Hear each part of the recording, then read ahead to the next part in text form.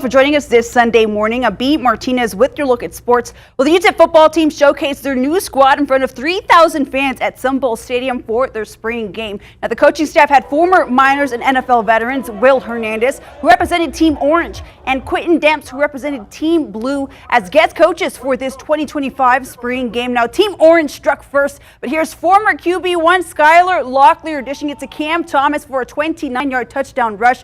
Now, this was a drive that went 75 yards on 4 plays, and that TD makes it even 7-7. Then we're going to see El Paso native Shea Smith, the redshirt freshman, connecting with a transfer running back Hassan Wilson, and he manages to get past defenders, stays on his feet, and scores for Team Orange. Now, Wilson found the end zone twice, leading Team Orange to a 38-35 win. The running back room was probably the best I've been a part in a while. We all got talent, we all got speed, we all got playmaking ability, and we play fast. We know what we're doing. We're physical. I think we have as good as we are now, we have so much more room to grow, and that's really exciting for me because the sky's the limit for UTEP football. Well, since the beginning of head coach Scotty Walden's arrival, he preached about recruiting El Pasoan players, and in this spring game, there were many El Paso natives who made plays, including players like Jaden Wilson and Marcus Torres, the Pebble Hills grad. Now, Torres made many catches and even had the game-ending touchdown. I think it's been phenomenal. Really just getting out there, especially like with Shea Smith over the course of this offseason.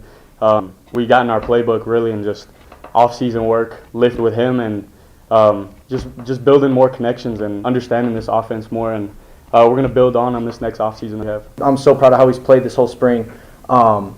He really stepped up.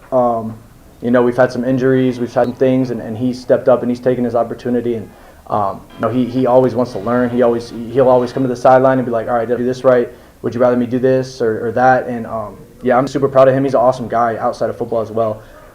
Well, UTEP will open the 2025 campaign at Utah State on August 30th for year 2 of the Scotty Walden era. And all of the Miners will host UT Martin in their first home game, September 6th. Well, staying on the topic of UTEP football, Chapin standout Davion Singleton announced his commitment to UTEP. It becomes UTEP's first commitment of the 2026 class. Now, Singleton recorded a total of 1,724 all-purpose yards his junior year with the Huskies and still has one more year of growth. So this is a huge grab for UTEP. Well, UTEP volleyball put El Paso on the map by becoming the first team to make an NCAA tournament appearance in program history just last year. Now, their season ended in Pittsburgh after falling to Oklahoma in the first round, but they showcased their new squad in their spring tournament, which included teams like Arizona, New Mexico State, and a few others. Now, UTEP has some solid returning players like sophomore Landry Braze, as you just saw right there on your screen, and middle blocker Kaya Weaver, plus many others. Since this was a scrimmage format, each team only played 2 sets. Now, UTEP lost to NMSU in set 1, 26-24, but then came back to win set 2, 25-23. Now, the Miners will take on Grand Canyon University for an exhibition game in Phoenix, Arizona, August 29th. And their first home game won't be until September 11th for the Borderland Invitational, which will be Thursday through Saturday.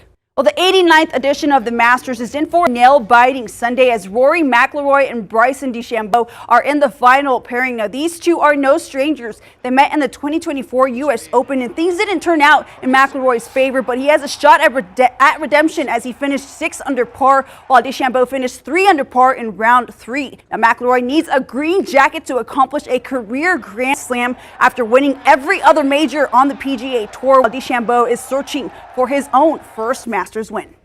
You know, there's a lot of anticipation and sort of anxious energy that builds up. You just want to get up there and play. So, you know, with all of that, to go out and start the way I did was amazing. When you're leading, it's a little different. I've had those times as well, and you attack that a little differently. But for me, be chasing tomorrow, it'll be a fun test.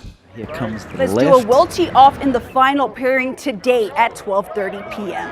Well, moving over to the Diamond, UTEP softball took on the CM Houston Bearcats. The Miners were looking to bounce back after the 4-2 loss in Game 1, but unfortunately they couldn't answer back as the Bearcats shut out the Miners 2-0. Now, this duo will meet today at 11:30 a.m. for the series finale. Well, MSU softball took on the number 25th ranked Liberty Flames. Now, the Aggies were coming off a 5-1 loss, but NMSU couldn't seem to answer back as the Bearcats shut out the Aggies 10-zip in Game 2. Now, this duo will revisit today in Las Cruces at 11 a.m. for the final series game. Well, NMSU baseball was also on the mound battling it out with the FIU Panthers. Now, Brandon Forrester manages to make a steal to home plate to put one on the board for the Aggies. However, the Panthers continue to capitalize off NMSU's error. So now the series is tied 1-1. We'll see if the Aggies can come back with a win today at 10 a.m. for a series dub. Well, staying on the diamond, Centennial grad Stephen Milam continues to shine with the LSU Tigers. Now, Milam recorded his 7th homer of the season against Auburn, which gave the Tigers an early 1-run lead. However, Auburn came back to snag a 4-2 win, making it LSU's second loss to Auburn, moving them down to a 31-5 overall record. Now, Milam and LSU will revisit the Tigers for Game 3 today at 1 p.m.